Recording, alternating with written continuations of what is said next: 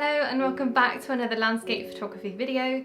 My name's Susanna. Thank you so much for all your support, views and subscriptions so far. It really makes a difference and means a lot, so thank you.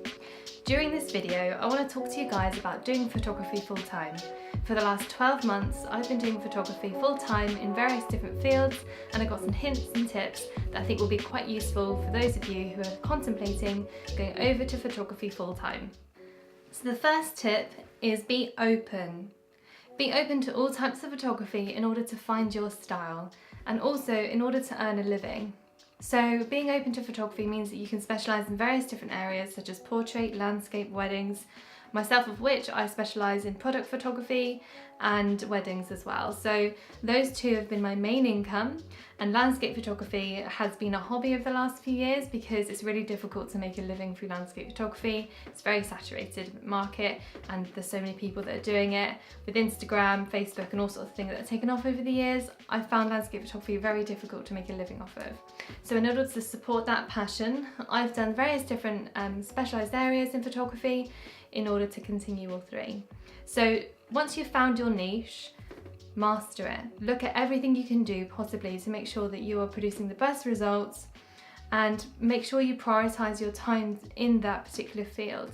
It's really hard finding any time in a busy week if you've got another full-time job.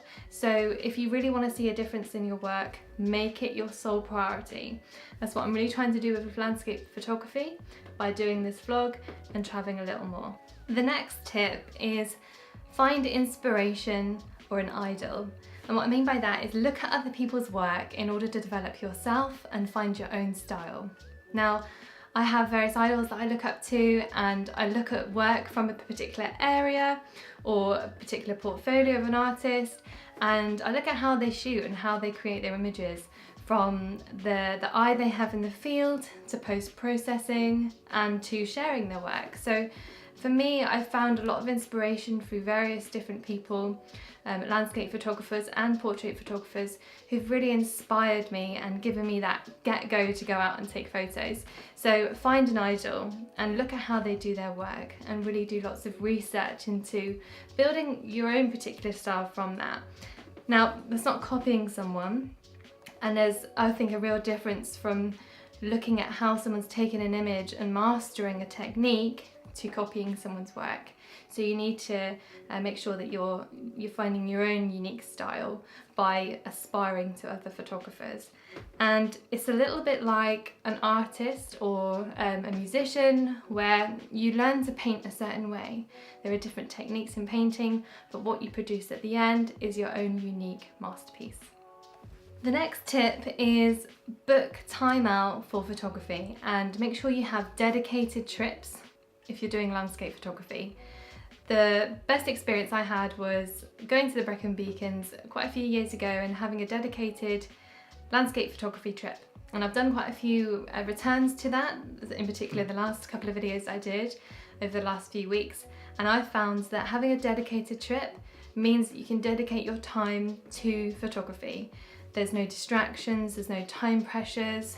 And also you can research the area and look at what locations might be good through Google Earth, where the sun will be rising, when the sun will be setting, what the conditions are like, if there's mood and mist, where you want to go for that, or if there's no wind and it's still, you might want to head to the local lakes. So for me, I think booking a landscape photography trip that's dedicated solely to photography really does test you, and I think it really develops you, because you have pure dedicated time to look into how to take photos of that area in the best conditions. The next tip is directed at those of you who want to do photography full-time, is never say no to work. So if you're looking at doing portraiture, weddings or product photography, you really do need to put yourself out there, and any work offerings, you need to snap them up.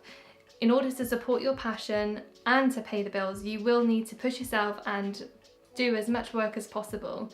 And at least that way you can sustain your photography business and continue to do shoots in various different areas.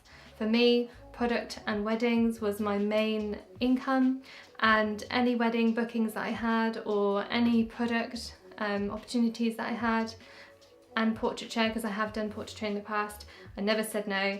I always took as much work as possible. It's a really good way of developing, and also you have to survive as a business and you have to pay the bills, because if you're doing it full time, a closed attitude where you're only being picky as to what type of work that you're going to take isn't going to help you survive and continue to do it full time. Maybe as you develop and you become more specialist, you can, but especially in the first few years of doing photography full time, you will just need to take as much work as possible. And finally, the last tip that I want to give you guys is don't print your work. Now, not completely, don't print your work straight away. And the reason I say that is because when I first started in photography, I printed everything and I thought it was amazing. And if I could have a conversation with myself back then, I'd say don't print straight away, wait until you're ready and you've developed more, and invest that money into kit or developing your skills. When you first start, I think you're just overwhelmed with the passion and the fun of printing and photography. So for me, I feel like I wasted a lot of money, and I went as far as doing stalls. So I did market stalls of all my prints, and I stand out in the cold and try and sell my stuff. And I feel like it was I didn't sell a lot of stuff, and it was quite disheartening in the beginning to think that I couldn't survive off photography. And the way I went about it, I probably spent more on my prints than receiving any income. So my advice to you guys would be, don't print your work straight away. Wait until you're at a good level or a good skill and you feel happy that it's ready for print and ready for sale, if that's what you want to do. Or if you want to print for yourself, then it's a really good way of recording your development. So I have kept some of my prints. The vast majority of them I gave them to charity recently. The ones that I have kept, I've put into a book like this that I can look back, revisit locations to get inspiration, but this is the kind of stuff that I used to do. I did a lot of macro photography, and having a book like this is a really good way of documenting your progression. Now, my photography has really changed since I last photographed things that are inside this book, and that's only a couple of years ago. So with your development, I think it's a really good way of looking at how you've progressed and ways that you can improve. That's the end of this video. Thank you everyone for joining me. I really appreciate the comments and the support I've had so far. It really means a lot. So the reason I've started this YouTube channel is I wanted to give back to YouTube. I've solely learned all of my photography through other tutorials and other photographers, and I really appreciate how much time it takes to create content. So thank you to everyone on YouTube and everyone that's followed me so far. And I wanted to let you guys know what's happening over the next couple of weeks. So on this week is Friday's video, so next Friday you'll be joining me as I fly to Oslo. I'll be spending a few days in Oslo and shooting some locations around there, and then I'll be getting the 7-hour train to Bergen, which is a beautiful Norwegian coastal town. So join me next week when I start my travels. Thank you so much for watching. Take care.